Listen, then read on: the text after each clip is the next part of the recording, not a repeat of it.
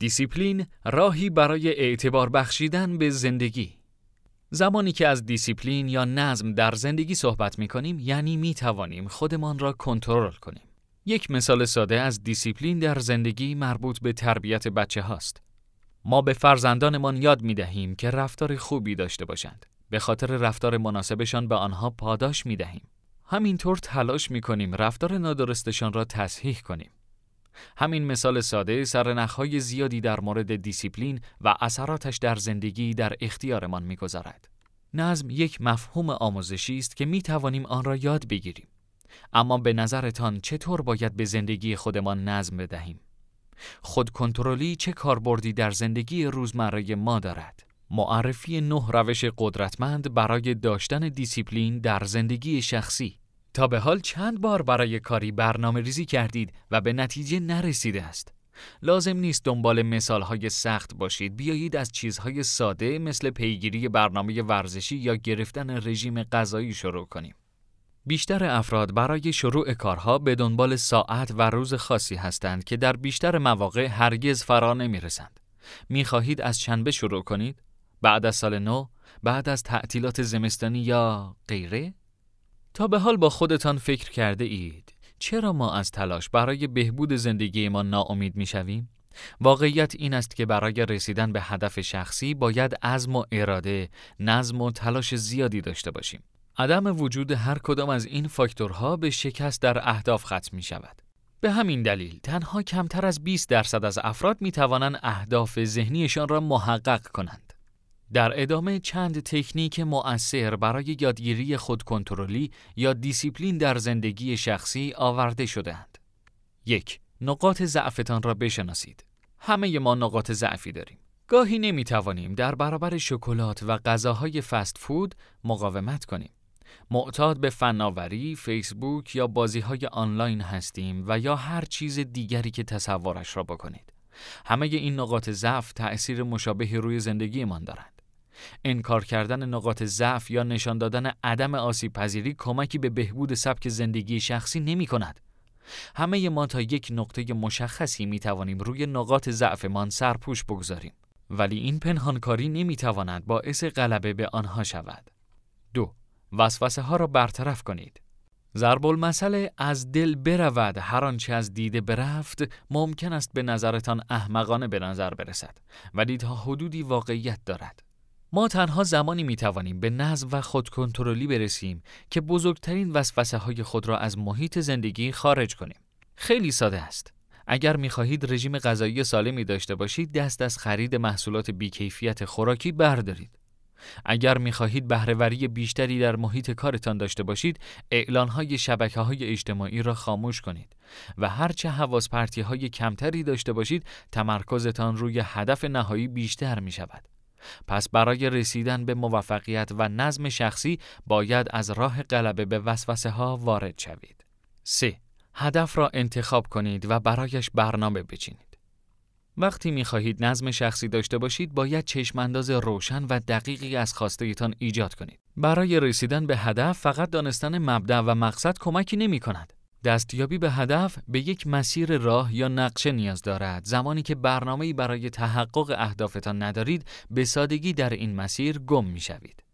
بنابراین همه چیز را با جزئیات مشخص کنید. هدفتان چیست؟ برای رسیدن به آن باید چه قدم‌هایی بردارید؟ هدفتان چه چیزهایی را پوشش می‌دهد؟ بعد از این نقطه شروعتان را تعیین کنید. مسیر را ادامه دهید تا به خط پایانی مشخص و واضحی برسید. 4.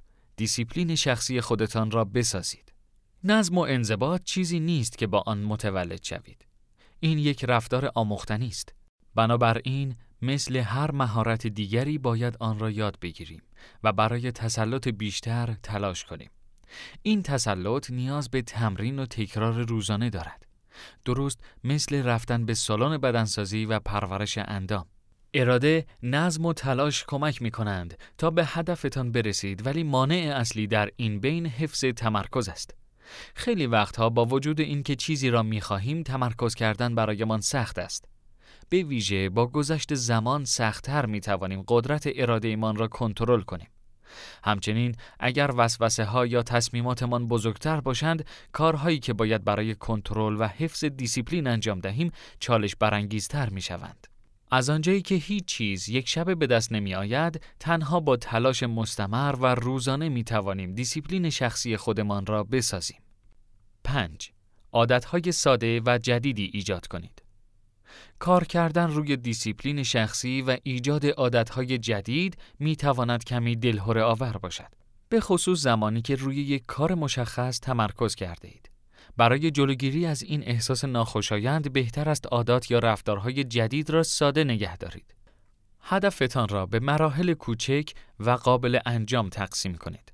به جای اینکه بخواهید چیزهای زیادی را در زمان واحد تغییر دهید، به صورت مداوم روی یک کار ساده تمرکز کنید.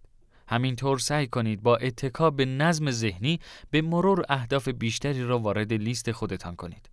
نمونه‌های عملی از شکلگیری عادات ساده و ایجاد دیسیپلین شخصی عبارتند از: اگر می‌خواهید هر روز کتاب بخوانید، از 10 یا 15 دقیقه در روز شروع کنید. بعد از یک هفته یا یک ماه آن را کمی افزایش دهید. اگر می‌خواهید شب‌ها زودتر بخوابید، به طور ناگهانی از ساعت 2 شب به 10 شب پرش نکنید. کافی است 15 دقیقه زودتر به رخت خواب بروید و بعد از مدتی این زمان را افزایش دهید تا به زمان دلخواهتان برسید. این موضوع در مورد مصرف غذاهای سالم، رژیم گرفتن، ورزش کردن، موفقیت‌های شغلی و تحصیلی و غیره نیز قابل اجراست. 6. وعده‌های سبک و سالم بخورید. احساس گرسنگی باعث می شود تا تحریک پذیر شوید و روی اراده ایتان هم تأثیر می گذارد. تحقیقات ثابت کرده اند که قند خون پایین باعث تضعیف روحیه فرد می شود و او را منفی نگر و بدبین می کند. همینطور هنگام گرسنگی نمی توانید به خوبی تمرکز کنید و عملکرد مغزتان هم کاهش پیدا می کند. در نتیجه دیسیپلین یا خودکنترلی شما در زمینه‌های مختلفی مثل روابط، کار، ورزش، رژیم و غیره تضعیف شود. سعی کنید با خوردن میان وعده‌های سالم و مفید بدنتان را گرم کنید تا بتوانید دیسیپلین شخصیتان را حفظ کنید. 7. درکتان از قدرت اراده را تغییر دهید. طبق تحقیقاتی که در دانشگاه استنفورد انجام شده، میزان اراده یک شخص ارتباط زیادی با اعتقاداتش دارد. اگر اعتقاد دارید که قدرت اراده ایتان محدود است، احتمالاً از یک حدی بیشتر نمیتوانید پیشرفت کنید. اگر تصور کنید که محدودیتی برای ایجاد دیسیپلین شخصی ندارید، بدون آنکه بدانید با سرعت بیشتری به سمت تحقق اهدافتان حرکت میکنید. در نهایت تصورات درونیتان میزان موفقیت شما را در زمینه اراده و ایجاد دیسیپلین شخصی مشخص میکند. پس سعی کنید موانع ناخودآگاهتان را برطرف کنید. باور داشته باشید که میتوانید اهدافتان را به دست بیاورید. 8. برنامه پشتیبان داشته باشید. همه ما میدانیم که هیچ راه ساده‌ای برای رسیدن به هدف وجود ندارد. این که میگویند بدون تلاش یا با تلاش و تمرکز محدود در زمان کم میتوان به هدفها رسید هم دروغی ساده انگارانه است. اما در عین حال احتمال میدهیم که در مسیر رسیدن به هدفهایمان با برخی مشکلات روبرو شویم که برایمان چالش برانگیز هستند. در این زمان بهترین کار داشتن یک برنامه پشتیبان مخفی است. مثلا فرض کنید که تازگی رژیم غذایی سالمتان را شروع کرده و همزمان به یک مهمانی هم دعوت شده اید. ساده ترین کار این است که خودتان را با غذاهای چرب و چیلی محاصره کنید. اما اگر از قبل به مهمانی فکر کرده باشید، می توانید یک وعده غذایی سالم در مهمانی برای میل کردن پیدا کنید. بنابراین در زمان موعود به خودتان میگویید به جای غرق شدن در یک بشقاب کراکر و پنیر اضافی، روی یک بشقاب سالاد و نوشیدنی ساده تمرکز کن. یک برنامه یا نقشه جایگزین کمک می‌کند تا طرز فکر و خودکنترلی لازم برای اوضاع را به دست بیاورید. همینطور با جلوگیری از تصمیم‌گیری ناگهانی بر اساس وضعیت عاطفی در مصرف انرژیتان هم صرفه‌جویی می‌کند. 9. پاداش، بخشش و مسیر رو به جلو. برای تحقق اهدافتان یک پاداش هیجان انگیز در نظر بگیرید. درست مثل بچگیتان. وقتی موفق می‌شوید به خودتان چیزی بدهید که هیجان زده ایتان می‌کند. پیشبینی یک نیروی قدرتمند است. این مسئله به شما وسواس کافی برای تمرکز کردن می‌دهد. در این زمان نه تنها به آنچه می‌خواهید تغییر دهید فکر نمی‌کنید، بلکه می‌دانید که با رسیدن به هدف پاداشی جالب در انتظارتان هست. از طرف دیگر حتی با وجود بهترین اهداف و برنامه‌ریزی هم ممکن است گاهی راهمان را گم کنیم. رسیدن به دیسیپلین شخصی دارای فراز و نشیب‌هایی است.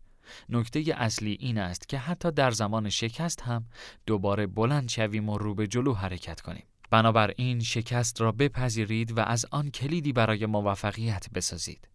سخن آخر: خودکنترلی و داشتن دیسیپلین شخصی به افراد کمک می‌کند تا روابط بهتری داشته باشند و مهارت‌های فردیشان را ارتقا دهند.